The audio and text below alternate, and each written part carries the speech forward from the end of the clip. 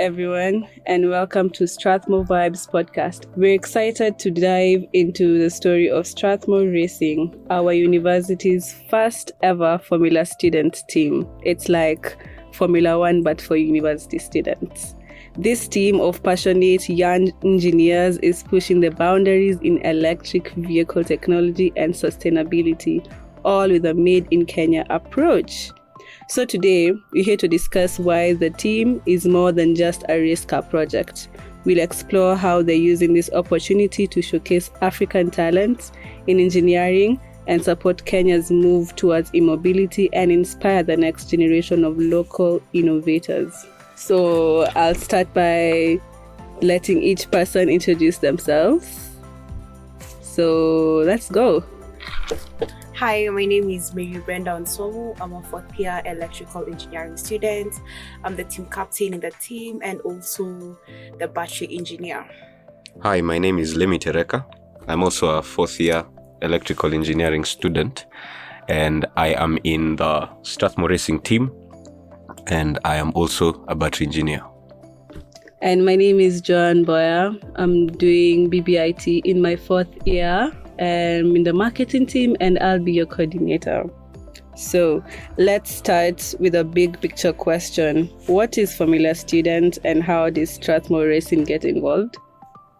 Okay, so Formula Student is the biggest engineering competition in the world where most universities participate, and they have their teams coming in with race cars that they have designed.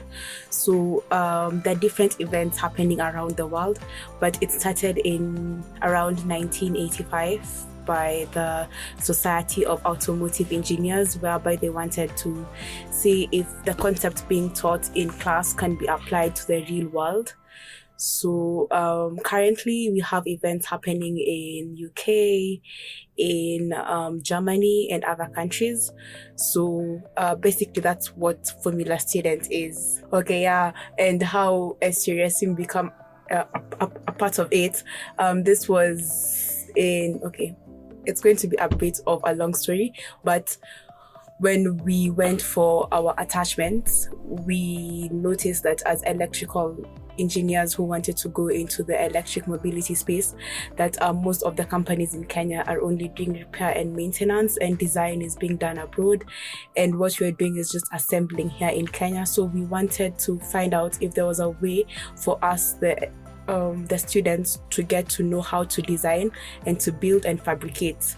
And one of us came across this opportunity, and we decided to take it up as a challenge because we're going to grow our skills and also take Africa to the next level. Cool. That's how we were inspired to participate in the Formula team, as Brenda said. So to the next question, what role does teamwork play in the success of this project and the teams and sub-teams in this project? Right. This is not an easy project, and it's not a small project. It's actually a project that has so many parts and so many sections to be worked on. The project is very dynamic in that it involves engineering, it also involves business plan presentation, and it also involves marketing and finding sponsors. And so by the scope of that project, you can be able to tell that we need a large team for that, and we need different people working on different parts. And so the first thing is we need different teams to work on different sections of this project. And in the team right now, we have the engineering department that has the electrical team and the mechanical team. And within the electrical team, there is the powertrain team. That's the team that designs everything that makes the car move. There is the low voltage team that designs mostly the electronics that will go into the vehicle. And for the mechanical team, we have chassis and suspension team that's majorly working on the bodywork of the vehicle. And finally, we have the braking and steering team which work on the braking and steering system of the vehicle. And each of these teams has a team lead, and each of these teams has members who research and find ways to design different parts of this vehicle. And so other different departments also have their team leads, and also other different departments have how they work on their various to achieve the goal of being able to produce a vehicle that is able to compete in the Formula Student competition, and also present literally a business plan. If we are selling this vehicle, what advantage financially would we have in the marketplace? So guys, you also have the finance and marketing team. Kind of skipped on that one. So I know we're building a electric car, a race car that's going to race in UK next year from scratch. So would you walk us through the process of designing and building a race car? Okay, so as we said, this is the first time we are doing this. So, and even I think in Africa we have 2 or 3 teams that have done this, because motorsports is still a very new field in Africa. So we went through the process using books and using videos, and also through the material that has been provided by the Formula Students team. So first of all, when you're dealing with motorsports, you have to know that you have rules. So whatever you are designing or whatever you are doing has to be in accordance to the rules that are being set by the body that's governing the competition. Yeah, so first we went through the rules, and we had to ensure that every person in the team understands the rules, and especially the rules that has to do with their parts. Yeah. Then now the next thing, we go into the design phase. So the design phase is where you look at the specs that you want for your car and the performance that you want. So if you find out that you need like 58 kilowatts for your motor, then now you have to look at what motor do I need to get and things like that. So each team looks at the performance and also at the target metrics that you have for the whole car, the mass, the speed. Yeah. Then after that, we go to the fabrication step, but you have to ensure that you have designed the right thing for you to not make mistakes in the fabrication phase. So now this is where you build the car. So you get the parts that you had seen are going to work, and then I'll build the car. Then after the fabrication phase, we now go to the testing phase, and this is the most important phase. So you have to ensure that we have enough time allocated for the testing and validation phase, and this is where we test the car and see if all the parts and our design has worked, and if something needs to be spec'd again or something needs to be improved to get to the performance that you had set out for the car. Yes. Okay, so currently we are in work in progress, and could you share where we've currently reached with the car? Okay, so this is where we are right now. We are now done with the design phase, and we're now moving to the fabrication phase. We still have some things that are not done, especially in the PCB side of things when it comes to the electrical parts, but I can say that we are already done speccing the car, so we know the design specs that you need and what we are looking for according to the parts. Yeah, so now that we are in November, we are now doing the fabrication of the car. Yeah. Nice. So our car definitely has a name, and I'll let Lemi tell us how we came up with that name, and yeah. Right, so the name that we gave to our car is Mara, and you may ask why Mara. And we wanted an African touch while being able to present this vehicle. And having that, we are going to be competing in the UK against other different teams. I think it would be cool to have someone ask you, what's your car name? And say Mara, and have him be quizzed and wonder, what does Mara mean? Yeah. So what does Mara mean? Mara means spotting land, something like that, right? In Swahili. And actually it's a translation from Masai, right? Yeah. In Swahili. So what it intuitively means for us is that we spotted an opportunity, and here we are going to take it. And this is African students going to the UK and actually competing in Formula Student. Basically pushing our boundaries forward by spotting opportunities. Like it. Also, when you hear someone say Mara, like, the Mara, Masai Mara, and there's only Masai Mara in Kenya and the first team in Kenya. So I feel like that also aligns. For sure. Yeah, so I'm gonna ask, what challenges have you faced during this project, and how do you balance the academics with this? Okay, so I think for this one, each one of us can answer, because this is very individual. Yeah. So for me, I can say number one, team management. Yeah, because now as a team captain, I have to think about how we can execute this project while still ensuring that I have all the people that I had when we were starting. Because if you have a design and someone works on it halfway, then you have to get someone to start again. That becomes very hectic for the project.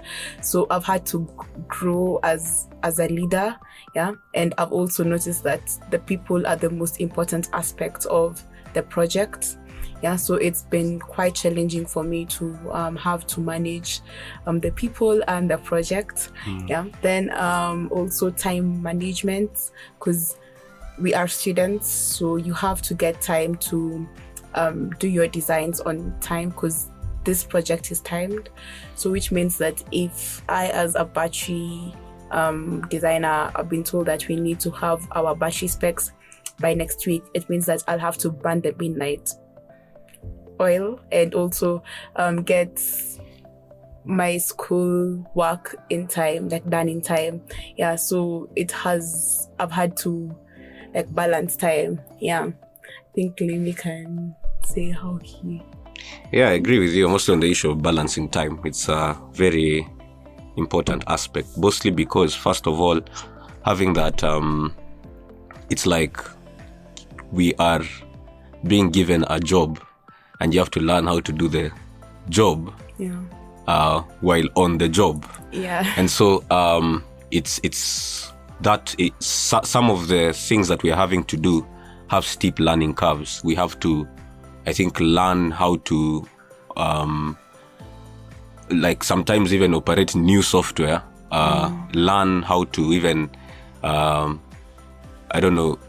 use new programming environments. And so this is because learning takes time, and time is not something that is that is always available.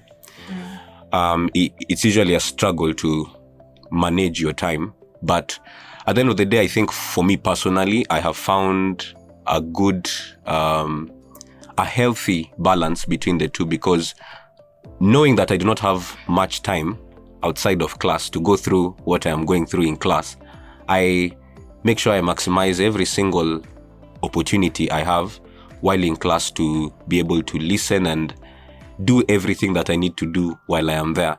That gives me more time to be able to work on this project on the side. Oh, okay, I totally agree as well. Balancing time, school, assignments, and I feel like if you do have the passion, I feel like it wouldn't be like a big look, because you want to achieve that end goal, that's participating in the competition, and that's a boost as well. So, So Strathmore Racing does have needs. Our car and team have needs, and these needs will be able to help us make it and achieve our vision of building our race car. So could you share the needs that our team requires, and what role do you think sponsors and partnerships will bring a role into this? Okay, yeah. So first I would like to say that Strathmore, as per now, is our main sponsor in terms of they've already given us the opportunity to do this in Strathmore. Yeah. So for that, we'd like to appreciate especially the School of Engineering for taking up this project. Then as for the car, number one, you need parts, because the car needs to be built using parts. And according to the rules, we have to make this car from scratch, which means that you can't just go and take a chassis from some car. Yeah. So we have to do this from scratch. So we'll need parts that things like metal, the motor, the battery. Yeah. So if we could get sponsors that could give us parts of the car, then that will really help us in fabricating the car in a shorter time. Then of course we'll need funds, that is to buy parts, to acquire parts, because some of the parts have been designed by us and they have to be built according to what we have. So it's not something that you can get from the shop, because those specs are specifically for the car. Yeah. Then we'll also need to go to UK to race, so we'll need funds for that. Like, how do we get to UK? How do we get the car to UK? And things like that. So we'll need funds for that. And also, we are students, which means that we don't have that much experience in electric mobility. So we'll need technical expertise.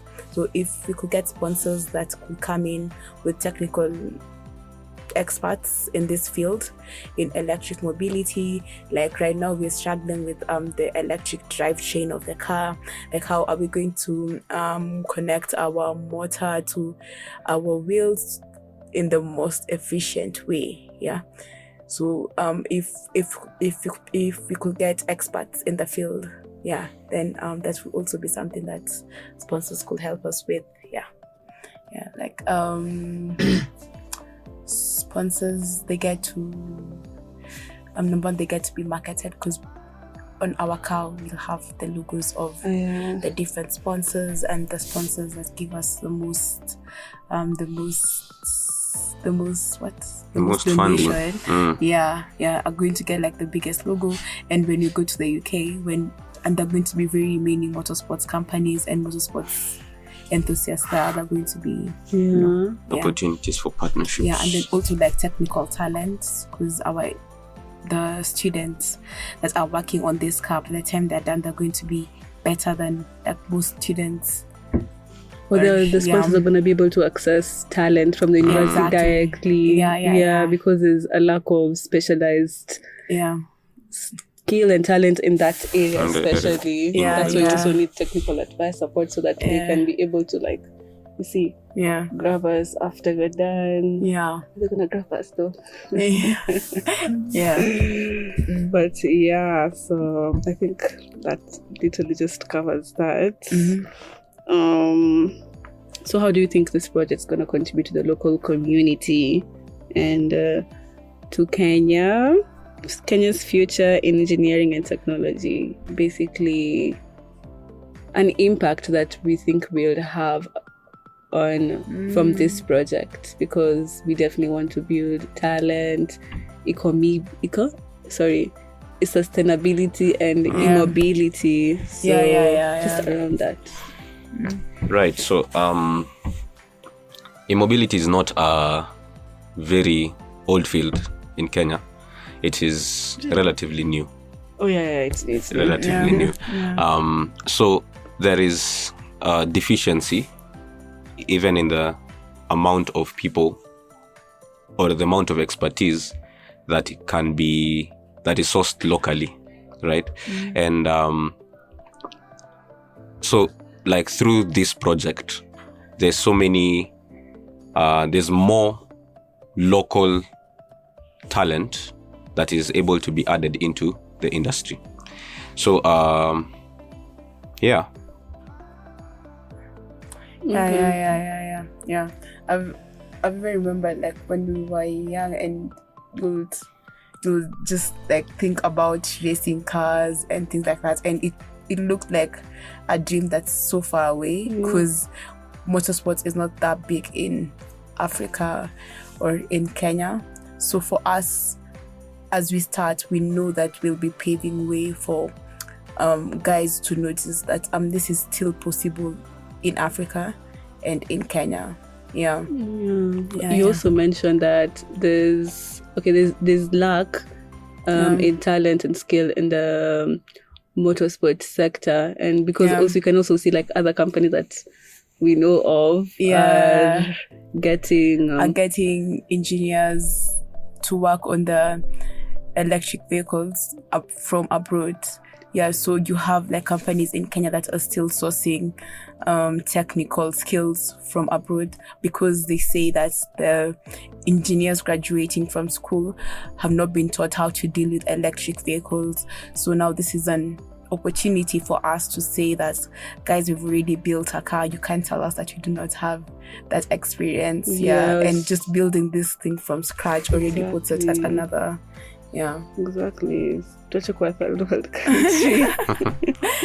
I also saw a headline on LinkedIn some days back, and it was mentioning that Rwanda, from the year 2025 going forward, they will be only licensing electric bikes. Oh, nice. So I don't know, but if Rwanda has already taken the stage, I'm thinking other countries will be wanting to also go into that, follow the same route, because we are all looking into protecting the environment and things like that. So as an effort to protect our environment, definitely the area of e-mobility is meant to grow exponentially in the coming years. So that's a lot of demand for skill also. For sure. And being the startup, I mean, it's a big step for us to be able to engage in this and get that exposure. And I mean, it's gonna be really nice. Okay, so our goal is to be able to go to UK Silverstone and participate in the competition that is Formula Student, and that is in July 2025. So once the competition is over, what are the plans for the project and the car itself? Any continuity to this? So as we said, we're not just doing this for ourselves, we're doing it for Kenya and trailing. Okay. So as you said, we're not doing this just for ourselves, but we're doing it for Kenya and for Africa. So which means that we need to ensure that there's continuity of this project, and that's why we have already started recruiting guys that from first year and second years to the team, so that next year but one, when we guys are not here, we ensure that there's somebody taking up this project and the guys that are taking up these skills.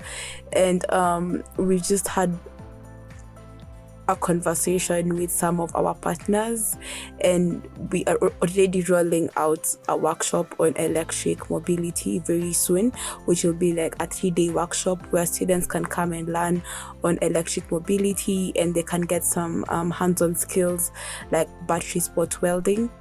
So this will be a very good opportunity for guys who are also not on the team to learn about electric mobility. And this is one of the ways that we as a team are ensuring that this project just doesn't end with us, but it's a project that will go on and it'll grow. Because the Dane was even showing me that in some universities abroad, guys are even doing retrofitting by themselves, like now the students. So the building electric cars and they're being paid for it. So even the companies are getting students to do the fabrication for them. So our goal is for Strathmore to reach to such a level whereby we can become like the home of electric mobility expertise in Kenya or in Africa. Yeah, like Strathmore probably in the future offering courses in e-mobility, right? Yeah, exactly. Because that's the future. That's actually the future. It's the continuity that we're hoping for, and we believe that will happen. Yeah. Okay, how do you think your experience during this project will influence your career path after graduation? Just like a vision of what you'll see in that. Yeah.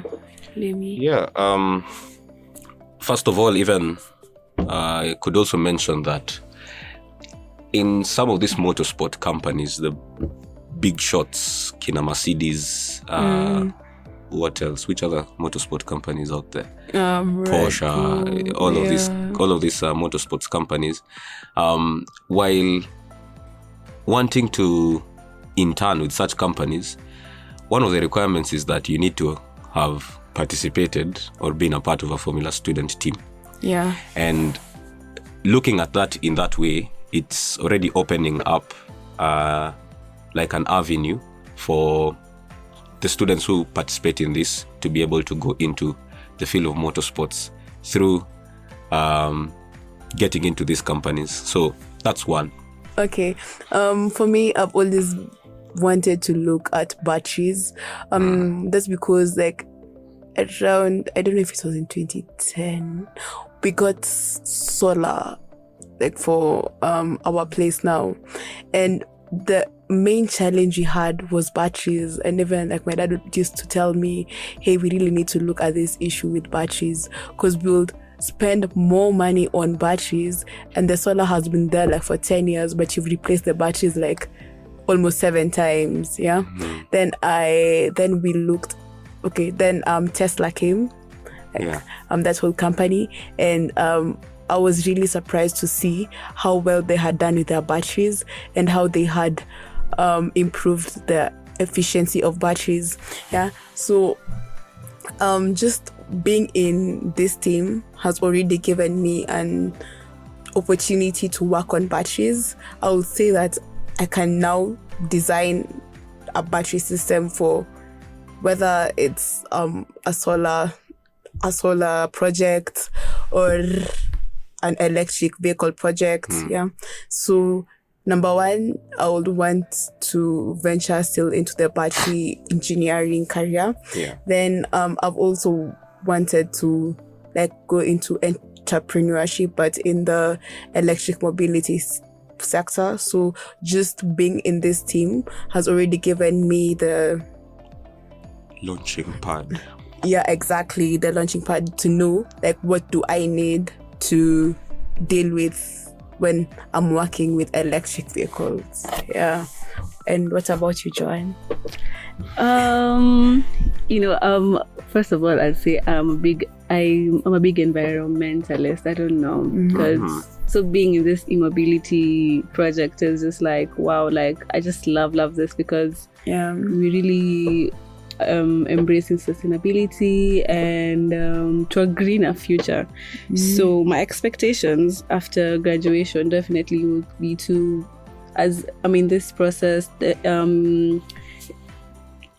integrating and collaborating with different brands, companies, getting to learn about them, and probably I might get or maybe able to build my skills in one of the companies, and probably just be able to increase my skills in the course I'm doing.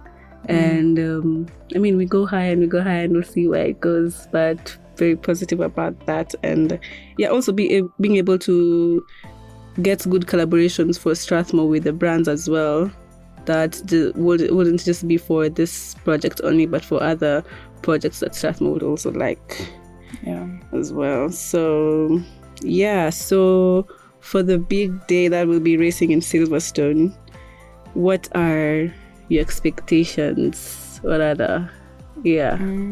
Like what, I don't know how to put it, expectations, or like what would you just like the outcome of that to be, just participating, or like, yeah. Okay, yeah. So, because we've been building, okay, my goal for right now is to just take things a step at a time. So first, we have to ensure that you build a car. Then when it comes to going to Silverstone, now we'll check, is our car ready to go to Silverstone? Yeah. But as we've been told by some of our mentors, when we are going to Silverstone as a first-time team, the most important thing is to learn. Yeah, so we need to be ready to learn for this first time, because guys out here are doing like crazy things. For us right now, we're doing one single motor for the car, and guys out here are doing like 4 motors. So Like 4 motors yeah, like for in-hub motors in one car. So it's a 4-wheel drive electric vehicle. How do you put 4 motors? Your car is supposed to have one motor. No, Not necessarily. not necessarily. You Like can give power in-hub. to each wheel. So it's So you guys are It's like on the distributing like wheel. the power to 4 wheels with one motor. Exactly. yeah. It's gonna be so How is slow. Okay. But it's no problem. Yeah. Okay, yeah. So it will be also an opportunity to learn. Yeah. But this is a good starting point. I mean, like guys go there and they can't like get their car to move or things like that, and we have the 4 motors and all. So we also need to see like some of the challenges that guys are going through, because one funny thing is like 100 teams go with their cars, but only like 6 teams race their cars, which means like some things happen like last minute, like unapata sensor, the sensor isn't working. Yeah. So for that last day, I would just want for us to learn mostly. And as you said, our goal is to ensure that we have gotten through the technical inspection whereby they ensure your car is built according to the rules that were given. Yeah, like the tilt test where they'll tilt the car with the driver, the rain test where they spray the car with water. Yeah, so I would like to see us going through that, and the endurance events, which we said, which is like 22 kilometers. I would like to see our battery powering the car for the 22 kilometers. Yeah. Lemmy, do you have any expectations for that day? None that you have not mentioned. Okay. Yeah.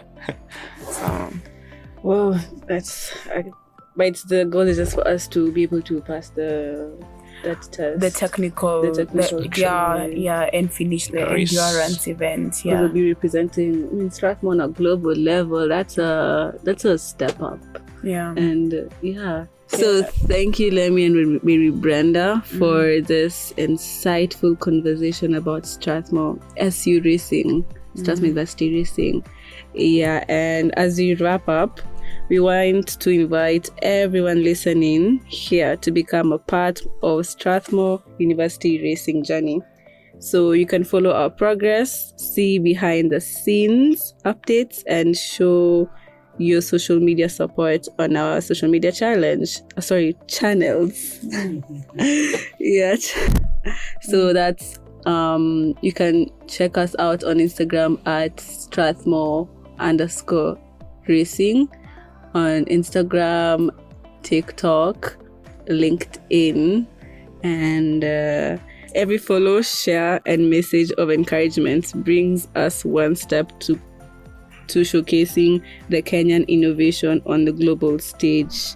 So whether you're interested in mobility, sustainability, cheering a passionate team, F1, because I know most of you guys, I don't know if you guys know about Formula 1, but if you guys are interested in Formula 1, this is literally like the Formula 1 for university students. So yeah, we would love your support, and let's drive towards a sustainable future for Kenya, guys. So yeah, I think that's all.